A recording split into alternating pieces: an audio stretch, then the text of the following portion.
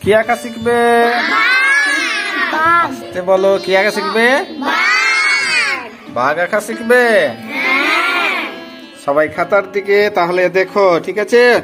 তাহলে আমরা কিন্তু বাঘ আঁকবো একটি এ। এটা কি হলো? তাহলে এ দিয়ে এখন আমরা একটি খুব সহজে বাঘ আঁকবো। এই দেখো, এটা কি হলো?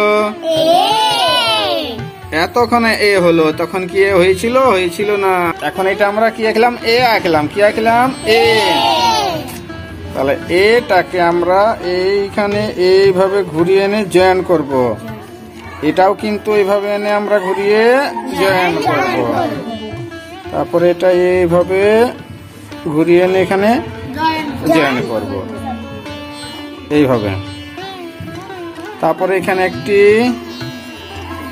এইভাবে করব, এখানে দুটি চোখ করে দেব, আর এখানে দুটি কি করব? সুম করব বা সিং করব। এই দেখো, তাহলে আমাদের কিন্তু বাঘ আঁকা কমপ্লিট হয়ে গেল। এরপর আমরা এটা রং করে দেখাবো, ঠিক আছে? ঠিক আছে, তাহলে এরপরে আমরা এখানে কালার করবো। এটা কি? একটু আস্তে বলো, অত জোরে বললে তো মুশকিল হয়ে যাবে। আস্তে বলতে হবে একটু। আউটলাইন দেবে। কি দেবে? আউটলাইন দেওয়ার পরে এইভাবে যত্ন করে ভরাট করবে। হ্যাঁ, এইভাবে আমি যেভাবে করে দেখাচ্ছি ঠিক সেইভাবেই করবে। তাহলে এরপর আমরা এই দিকটাও করব, আউটলাইন দেব। আগে কি করব? আগে এইভাবে, তারপরে কিন্তু এটা ভরাট করতে হবে। দেখো, ছবিটার দিকে সবাই তাকিয়ে থাকবে, তবেই কিন্তু সবাই করতে পারবে। তাহলে আমাদের এখানে লালের কাজ প্রায় হয়ে গেছে। এরপরে আমরা কি করব? এটা কি নাম? ব্রাউন। এই যে ব্রাউন, তাহলে ব্রাউন দিয়ে আগে এই জায়গাটা সিং দুটো করে দিই আমি, তাহলে সহজে হবে, তাড়াতাড়িও হবে। এই দেখো, মাথাটা আউটলাইন দেবে। তাহলে মাথাটা এইভাবে আউটলাইন দেওয়ার পরে কি করবে? রংটা ভরাট করতে হবে। একটু যত্ন করে কিন্তু সবাই করবে, যত্ন না করে করলে। দেখো, মাথাটা কিন্তু রং হয়ে গেছে। এরপরে শরীরটা রং করব, আউটলাইন দেবে। এটাও কিন্তু যত্ন করে আউটলাইন দেবে। আউটলাইন দিয়ে তারপরে ভরাট করব। এটাও এইভাবে আগে আউটলাইন দেবে, তারপরে এইভাবে ঘষবে, এইভাবে। ঠিক আছে, সবাই পারবে করতে? এইভাবে করবে। তারপরে এই যে দাগগুলো টেনে দিয়েছিলাম, সেই দাগগুলো আগে বের করে দেবে, তা না হলে দাগগুলো আর করতে পারবে না তখন।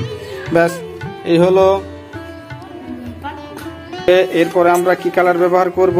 কিনা আসতে বলো, কি কালার? ব্ল্যাক। তাহলে এই ব্ল্যাক কালারটা দিয়ে এখন আমরা আগে চোখটা করব। কি করব?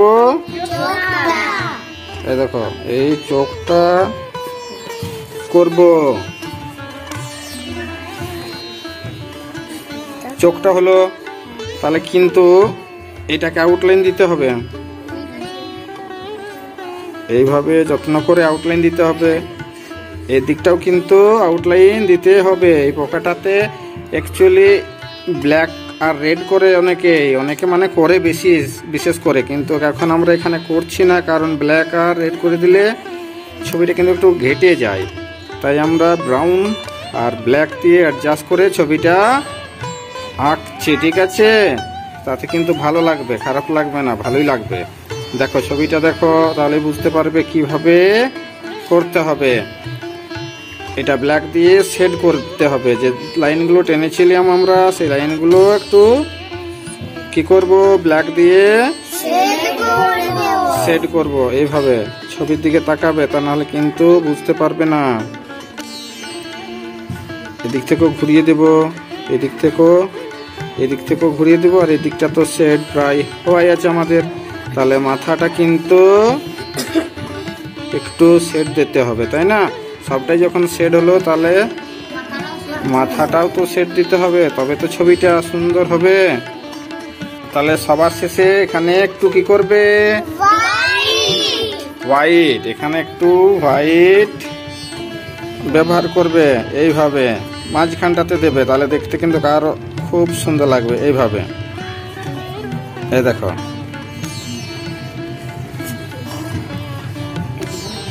ব্যাস, তাহলে ছবিটা কিন্তু আমাদের পুরোপুরি কমপ্লিট হয়ে গেছে, তাই না?